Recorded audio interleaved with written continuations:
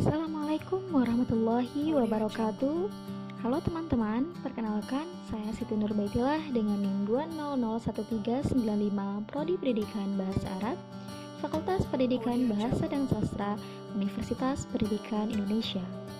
Video ini saya buat untuk memenuhi nilai mata kuliah Pendidikan Pancasila dengan dosen pengampu Bapak Supriyono MPD.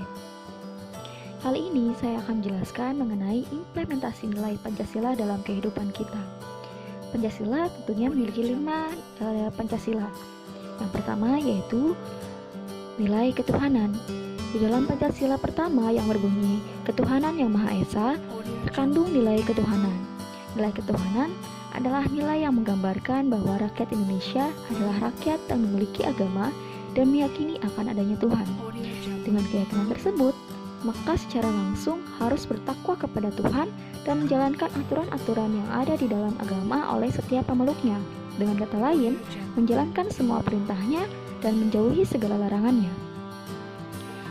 Sedangkan implementasinya yaitu percaya dan takwa terhadap Tuhan sesuai dengan agama dan kepercayaan masing-masing, hormat menghormati, dan bekerja sama antar pemeluk agama dan penganut kepercayaan yang berbeda-beda sehingga terbina kerukunan hidup, saling menghormati dan kebebasan menjalankan ibadah sesuai dengan agama dan kepercayaannya, tidak memaksakan suatu agama dan kepercayaan kepada orang lain.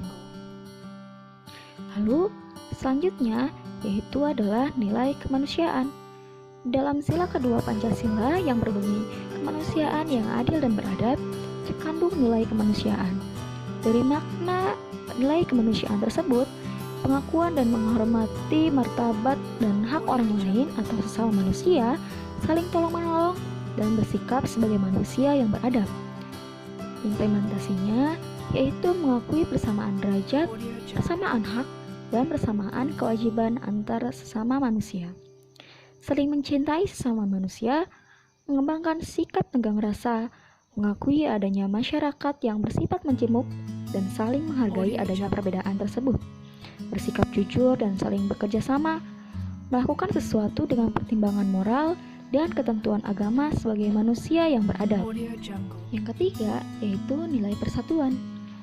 Untuk sila ketiga Pancasila yang berbunyi Persatuan Indonesia, terdapat nilai persatuan yang memiliki makna walaupun Indonesia merupakan negara kepulauan yang dihuni oleh berbagai suku bangsa, persatuan haruslah tetap dijunjung dengan tidak saling membeda-bedakan, apalagi sampai terjadi perpecahan.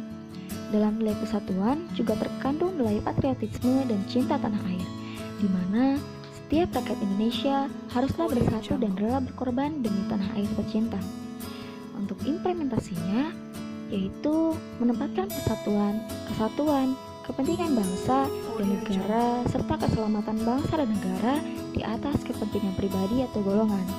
Rela berkorban demi kepentingan bangsa dan negara, cinta tanah air dan bangsa, bangga sebagai bangsa Indonesia, saling menghormati adanya perbedaan suku, ras etnis, dan agama, serta dapat terjadinya persatuan. Yang keempat, ada nilai kerakyatan. Dalam sila keempat Pancasila yang berbunyi kerakyatan yang dipimpin oleh hikmah kebijaksanaan dalam permusyawaratan perwakilan, yang dimana nilai yang terkandung dalam sila ini adalah nilai kerakyatan yang berarti kedaulatan berada di tangan rakyat. Setiap rakyat berhak memiliki perwakilan mereka. Setiap rakyat memiliki kedudukan, hak, dan kewajiban yang sama.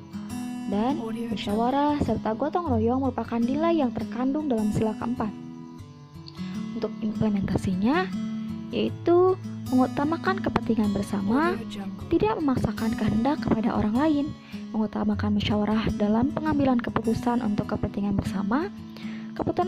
Keputusan musyawarah yang diambil harus dapat dipertanggungjawabkan. Dan yang terakhir yaitu nilai keadilan.